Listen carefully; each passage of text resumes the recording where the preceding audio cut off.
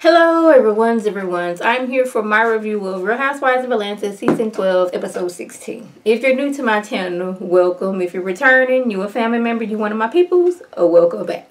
So it's Eva's baby shower. Cynthia is hosting, and it's good to see these two have come a long way. Because you know, when Eva first came on there, she kind of referred to Cynthia as mother, and some found her to be shade. But these two have gotten past it. They've gotten closer, and it's good to see these two becoming, better friends. Cynthia's hosting it. Is a sunflower themed party, and she is having it at one of her good friends' house. And I was like, when she said that, I was like, that's, if her ex wanted to find out where she lived at, he can just, people be finding your house by the internet and all that stuff. He could find your house and see you go over there one day and then follow you home. I don't know why my mind went there. It just did. I guess because I was like on Instagram yesterday and somebody was coming for Eva because she had changed her daughter's last name. But we all know that Marley's biological father isn't all that stable. So I guess that's where that came in my mind. But anyways, Nene, Portia, Tanya, and Shamia, they all talk about how Kenya is with them and how Ken is with Mark. And how, it's a little bit crazy. She is very, when she's Kenya, she's in your face. She's cussing, she's fussing, she's doing all those things. She's showing up to ruin events.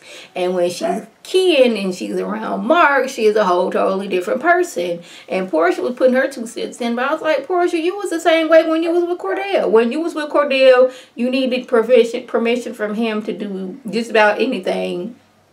So, I mean, you was being extra submissive when you was with Cordell, but Nene feels that Kenya isn't herself around Mark. I was like, no, because she's being Ken around Mark and she's being Kenya around y'all. Now at the table, Kenya then showed up and she is still taking jabs at Tanya because Kenya says how Mark was complaining that she didn't have any food for him. I'm like, he couldn't have got some Uber Eats. He couldn't got Postmates, DoorDash. He couldn't have went to the refrigerator and made himself a sandwich. None of those things. I guess. But Tanya says next to love is, what do you want to eat? Now, of course, Kenya got to go into her confessional. She talking about something. I have a husband and not a fiance. I have a baby. I have a lot on my plate. If you was out here cooking for him like that, why is he out here looking for cookies from somebody else? Now, I was sitting here thinking, like, really, we going to throw the cookie lady back into this after we done found out all about her, but we going to get to that in a minute. Now, Kenya calls herself being nice because Mark wants everybody to be at the event. All the housewives and, and friends of the show, and I don't know why I did that, and their spouses. Now, Tanya tells her that it's a good chance that Paul might not want to show up, not want to come since you brought that woman over here and brought up lies about him. And Kenya's like, well, that's your opinion of the lies. And this is when I was like, Kenya, I wonder how do you feel now about what we found out about the cookie lady. Now, I don't want to say I got some information. I just happened to type in cookie lady and it put on Google and it said cookie lady Real Housewives of Atlanta. And she had some charges on her. So I was like, Kenya, how you feel that this woman was out here, our fraud 1 was financial identity and fraud 2 was financial transaction, fraud, or theft. Like maybe she was up there overcharging people while at her shop. And this happened on my birthday, February 16th. Yeah, my birthday was like 2 weeks ago, y'all. But anyway, this ain't got nothing to do with me. I'm like, how do you feel that you brought this woman over here you helped this woman ambush, Tanya and Tanya's man, and she turned out to be a fraud out here. So if you will steal from somebody, I believe you will lie about somebody too. But anyway, Kenya doesn't know why Tanya is still mad because she apologized for calling her out of her name. I was like, yeah, you apologized for calling her out of her name. We saw that little clip. But you went out of your way to get cookie lady / fraud lady, alleged to be a fraud lady, to come over here and kind of break what Tanya got going on in her relationship because you mad what was going on in your relationship. Kenya feels Paul should come since it's a good cause. Like, Paul and Mark don't have anything to do with, Mark is upset too, but Paul and Mark don't have anything to do with what's going on. And I was like, no, that is completely untrue. Mark doesn't have anything to do with what's going on, but Paul does, because you brought this woman over here and she was talking about Paul. You said you got this information, this woman that came to you, and instead of keeping it to yourself, you was up there making slide comments about, like, would you want to know if your husband cheated? And you felt some type of way because this woman let it be known that you be wearing wigs. And you thought that was going to hurt your business. So you thought you was going to hurt this woman's relationship. Simple as that.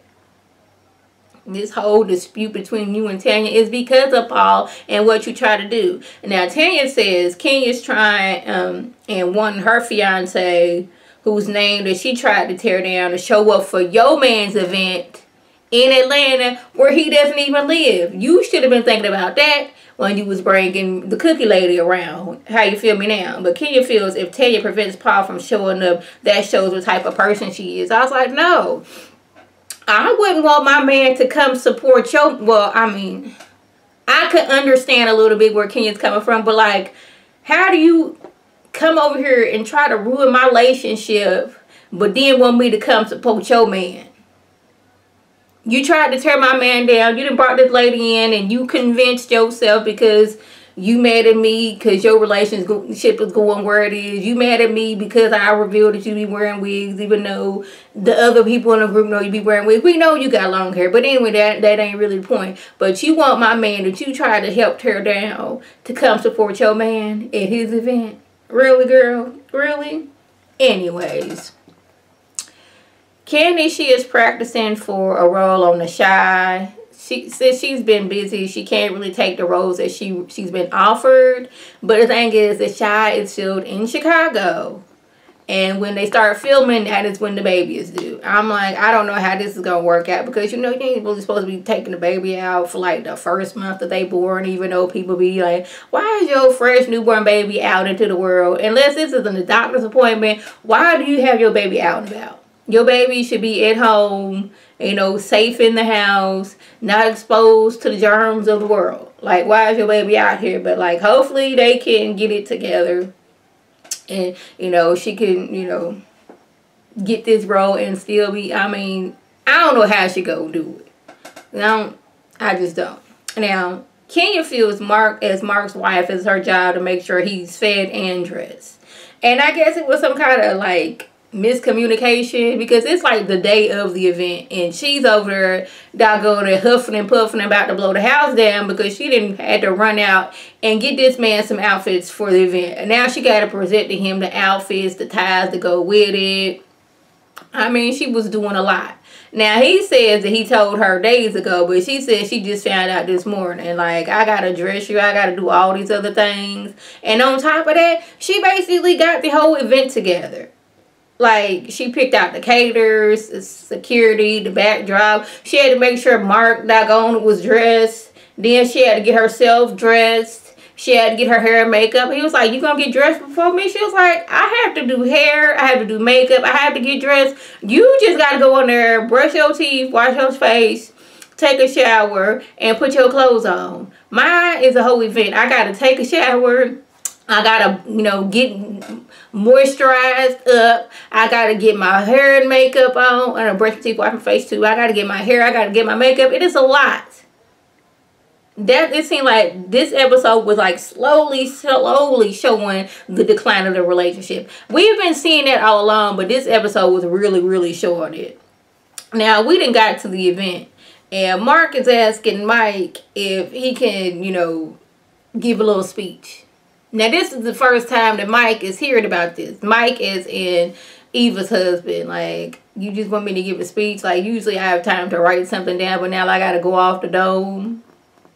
Now, I don't know if y'all, I can read, but I don't know what it is about reading, you know, speaking and reading publicly where the words just don't act, they act like they don't want to come together for me. Yeah, I'm getting better at that because I am co-chair of an organization here in Houston. And, like, I'm becoming better at speaking because we have, like, a meeting, like, once a month. And I have to get up and do my treasury report. But for some reason, when I'm, you know, got to read out loud in front of people, the words just in my mind and, you know, my the words just don't want to come out of my mouth right. And I know I can't be the only person. But anyway, we back to the event. Mark gets up to speak, and when Mark gets up to speak, he doesn't even so much acknowledge Kenya. He didn't like get up, and I want to thank everybody coming out, but especially my wife who helped me get everything together. None of those things. And when Mike, Cynthia's fiance, gets up her, he acknowledges her and everything. And Cynthia, she felt uncomfortable because Mark just got up her, thanked everybody, and didn't thank the one person he should be thanking, which was Kenya, who basically threw the whole party together. Marlo shows up with her nephews, and they're like seated way in the back, away from everybody.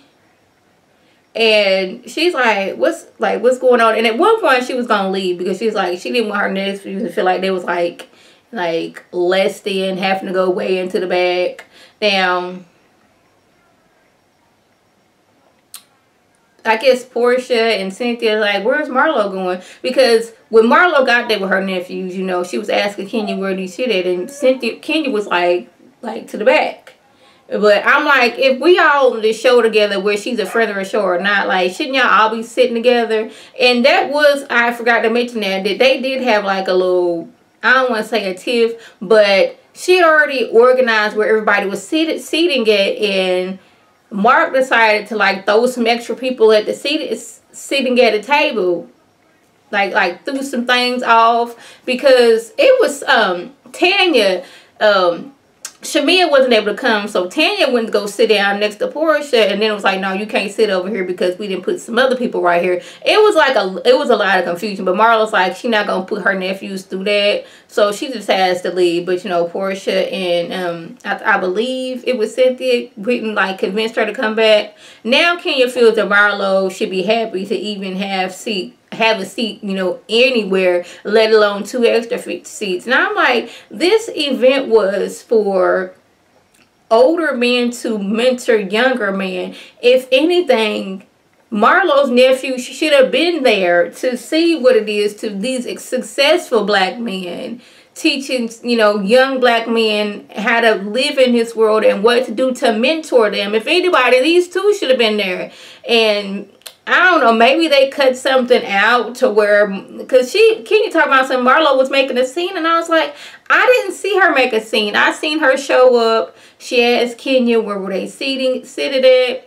Kenya was like in the back. I don't know where the seats in the back was. Marlo tried to leave, but at one point Marlo did ask, was there a table for her? Was she sitting with the group? And Mark was like, yeah. She wasn't trying to be nasty with it. She wasn't trying to do none of those things. She was just simply asking him, you know, do I actually have and me and my nephews, do we have a table to sit at? That's what I saw. But like, I don't know, maybe Kenya was just upset with Mark, and she was taking it out on any and everybody, because this last little scene, Mark, he was over the camera. He told them, y'all got 5 more minutes to film him, and then I'm going to shut it down.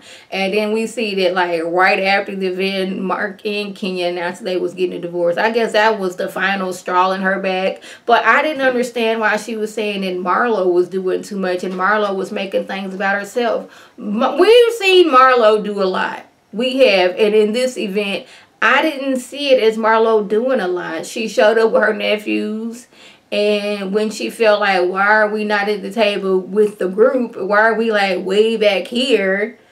Like, she had questions, and she didn't want her nephews to feel like that. But they looked very handsome in the outfits they had on. But y'all, maybe Kenya was just going through it this episode. I don't know. So that was the gist. If I left anything out, by all means, leave a comment below. If you're new to my channel, welcome. Feel free to subscribe. It's free all day, every day, free 99. Make sure your notifications are on. So my beautiful face puts up a video, you can click on it, you can like it, you can share it with your people, and you can come over and be one of my peoples. If you're already a family member and one of my peoples, oh, welcome back. Y'all know what to do. Tell your people to tell their people to come over and be one of my peoples by clicking that icon above. Now, this is Lady T signing off.